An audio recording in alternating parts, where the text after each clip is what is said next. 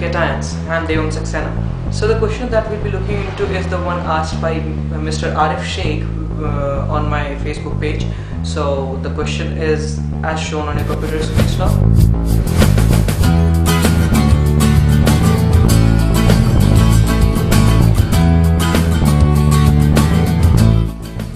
So Arif's question looks like this.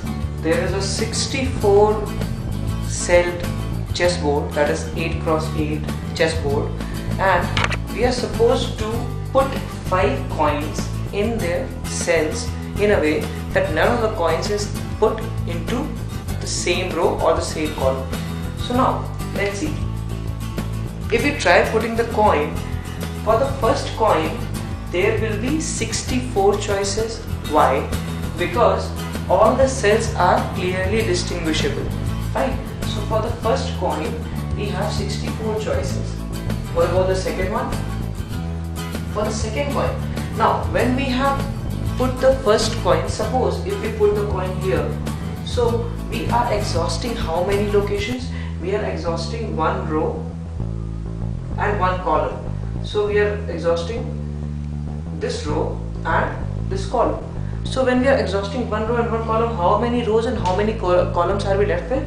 We are left with 7 rows and 7 columns. This means we have 49 cells where we can still keep the coin. So we will be having 49 choices. Then for third coin, when we suppose we put the coin here. So now we are done with 2 rows and 2 columns.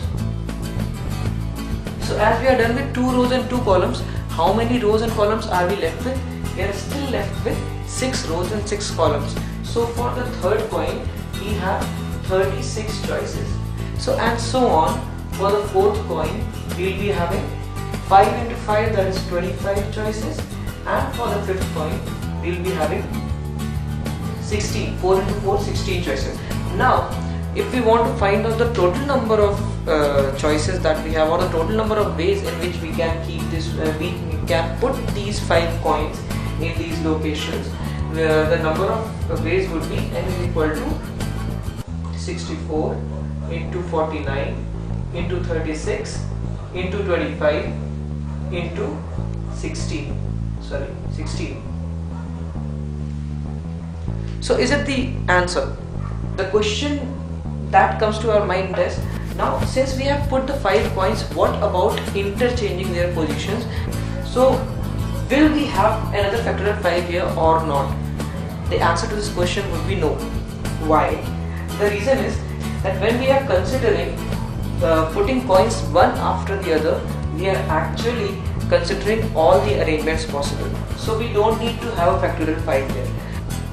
But when we are considering that the coins are similar, so when the coins are similar, then all the arrangements that we will be having here will not have to be considered. So this number will have to be divided by a factorial 5.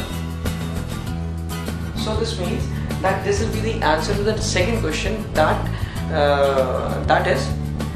so this means that this will be the answer to the second question, that is, in how many ways can we put these coins in these 64 locations if all the 5 coins are similar and not different.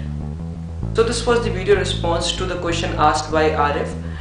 Stay tuned for more awesome stuff on cations. Thank you.